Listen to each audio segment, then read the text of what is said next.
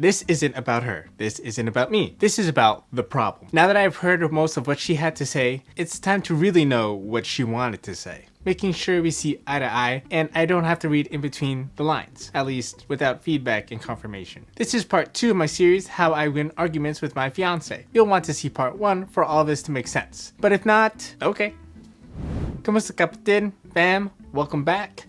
Let's get into it. 3 things. Pick apart the info, pick apart the emotions, and repeat until it's all clear. Which can translate into pick apart the cause, pick apart the effect, and repeat it until it all makes sense to at least both of us. This is not a game show to pretend we know it all, nor is it a college final where we guess answers at multiple choice questions and attempt to sound intelligent with a verbal essay. And Lord knows this ain't no open book test. So this is why we are not pretending to be the smartest people in the room, but instead be the most attentive people who are actually willing to actively listen. Yes, listen. Let's pick apart that info, or the objective information. Yes, we got through the first round of information from listening, but it all needs to make sense. We stayed quiet, but part of actively listening is to make sure you actually hear what the other person wants to say. Part of this is dissecting that information, specifically the events that actually happened. If she gives me the cold shoulder, I ask her for what is the reason she is ignoring me. Is it because I ate her ramen from last night? Or is it because I raised my voice at her? Or how about what does she mean when she's looking for help?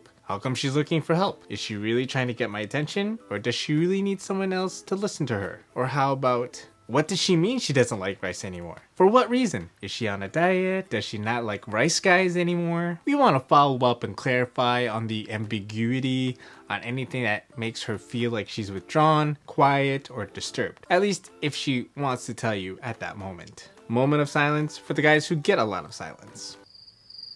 Otherwise, get space and pray for that peace you both need before you come at each other hot-blooded and with high blood pressure. Okay, another level deeper. Pick apart the emotions, or the subjective information, like feelings. Because something happened, she reacts or responds with emotion. So what is that something that makes her feel the way she feels? Subjective information is about yours and her respective perceptions, like your own personal feelings. So you say you don't feel the same way, but what's the reason or the cause? Is it because we don't talk as much? Is it because we don't see each other as much? Or how about when she says she feels sad and neglected? What makes her feel that way? Perhaps it's because I spend more time with the fellas than with her? Or how come she feels jealous with my online video game friends? What exactly makes her feel jealous? Is it because of who I spend time with? Is it the game itself? Or is she just hating because my house in Sims is better than hers? I mean, come on. She's just hating. I'm just kidding. I don't play Sims, so she wins.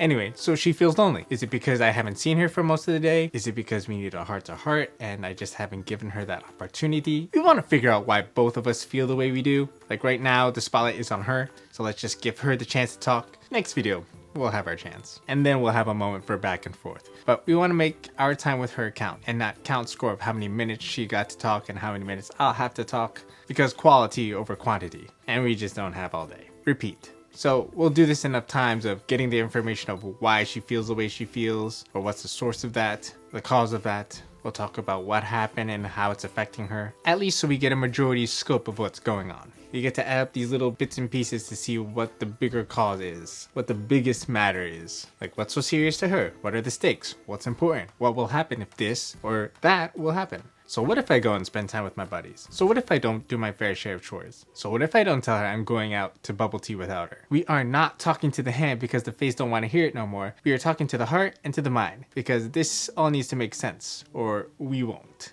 Here's some key reminders. I'm listening, not invalidating her feelings, not telling her she's crazy, not rationalizing how I am right and how she is wrong. Instead, I'm telling her, I understand how that would make you feel that way. I'm sorry. Where did I go wrong? Perhaps I can help in this way. I wish we could be more open with one another and communicate those thoughts then and there. Let's say the main issue is that we don't communicate well enough. How does that make her feel? Neglected? Unloved? What does she see or not see because of the lack of talking? Does it look like I don't care for her? That I don't love her? What does she want? More time to talk? More date time? What does she hope?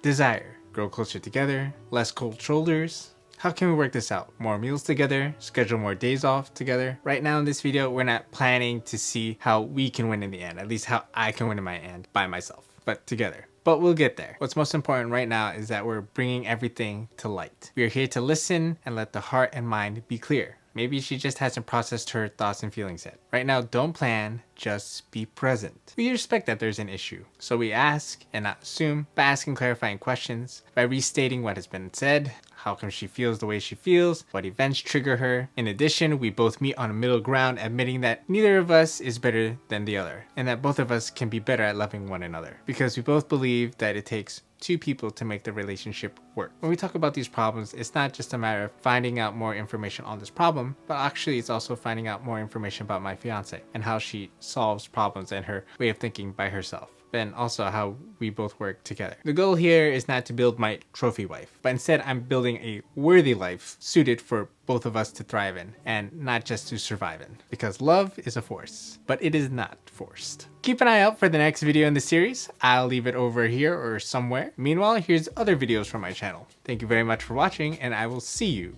in the next one.